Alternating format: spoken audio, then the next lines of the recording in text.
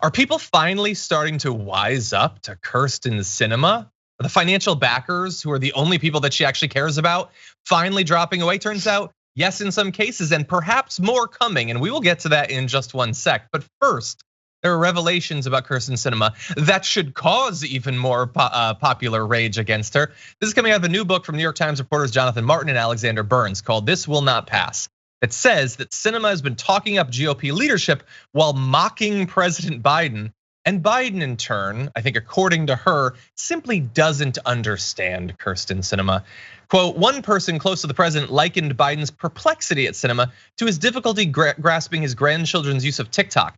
He wanted to relate, but he just didn't get quite how to do it. I don't think that Kyrsten Sinema is all that complicated. She's annoying and frustrating, Francesca, but she's not like a complicated new app. She's just corrupt. She's a sellout in every way. Biden, she's a sellout. You've been dealing with sellouts your entire career.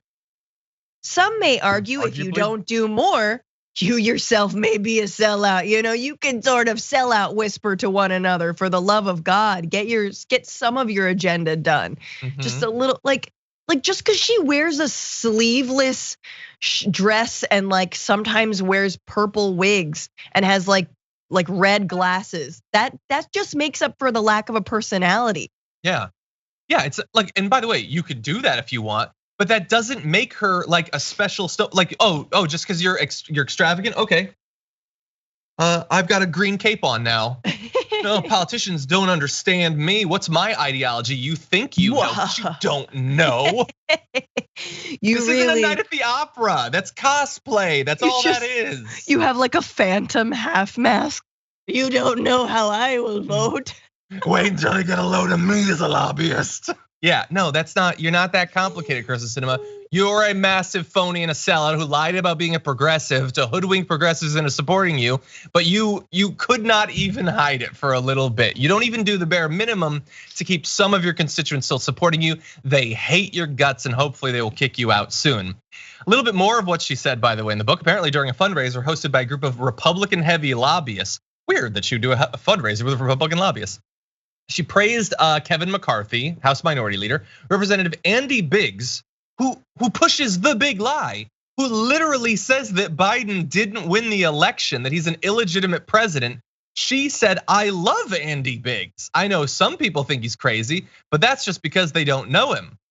No, I know him, and he ain't that complicated. Doesn't even wear purple wigs. I think I've got him figured out, actually, and he's the worst. She also told the Republicans that several moderate Democrats were, quote, hiding behind my skirt. That I buy. I think that is incredibly honest. She is horrible and unrepentantly so, but I don't think that she is by far the only one who would have worked to tank Biden's agenda and all of that. But anyway, I'm gonna give you one more thing, Francesca, before you react. The book points out that she, quote, became the first ever lawmaker to argue with White House aides when they asked her to wear a face mask in the company of the president, repeatedly asking why that was necessary when she'd been vaccinated. But that's Lauren Boebert stuff. That's Marjorie Greene stuff. You're supposed to be responsible. Joe Biden is 173 years old. You cannot bring germs near Joe Biden. If they ask you to wear a mask for you to get yet another meeting with the president, I would consider that the least that you can do.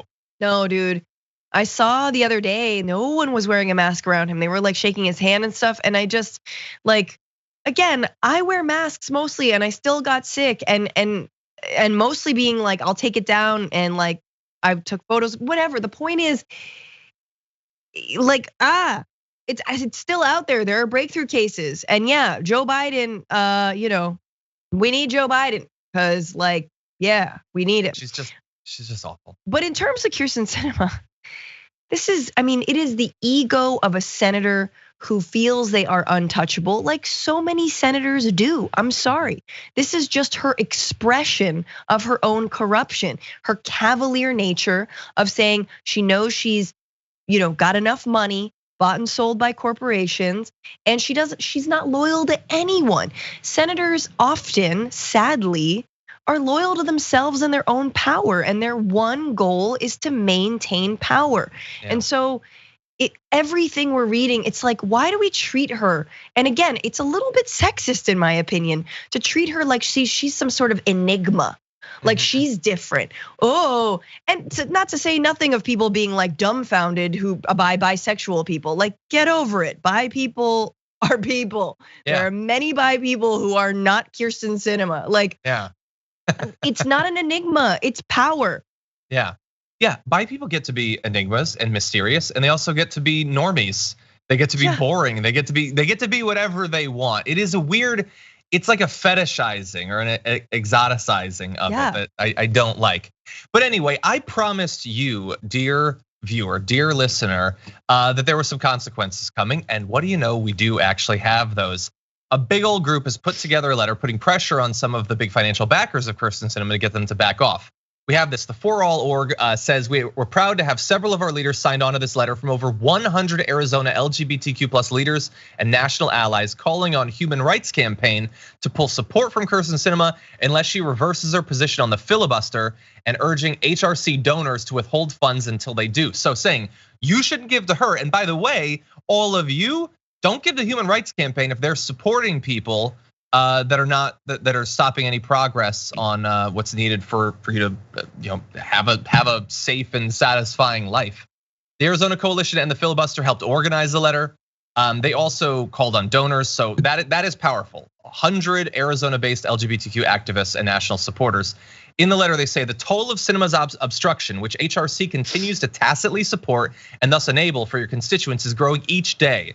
The filibuster blocking popular legislation backed by all or nearly all Democrats to address the urgent issues of reproductive justice, immigrant rights, gun violence, police reform, workers' right to organize, raise the minimum wage, and many more. And you could go way beyond that. She's blocking all of it by pretending that she cares about the filibuster. She doesn't care about the filibuster.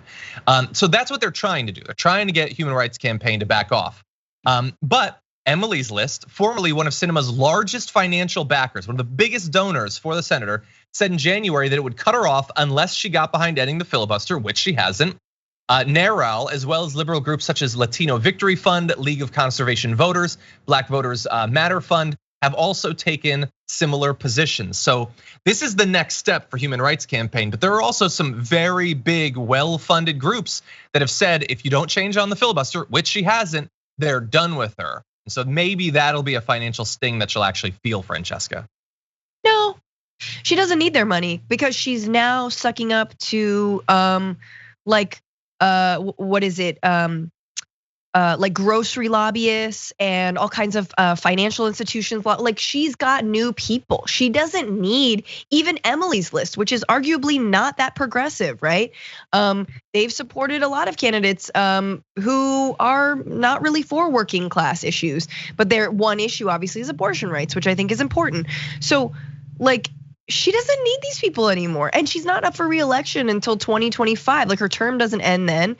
So like she can successfully tank and make Biden a one-term president and be fine. And maybe she'll survive that election and he won't. Yeah, and maybe if she doesn't, maybe that's not even the plan. She wants to hold on to power, but elected office is not the only sort of power for someone as corrupt as her. Yeah, she'll have a lifestyle brand. She'll have like a whole, Target will be like, oh my God, let's do a midlife crisis enigma line. Enigma, like manic pixie dream girl, politician, girl boss by. Yeah. Is there a manic pixie nightmare girl? Is that a thing? Because that's definitely her.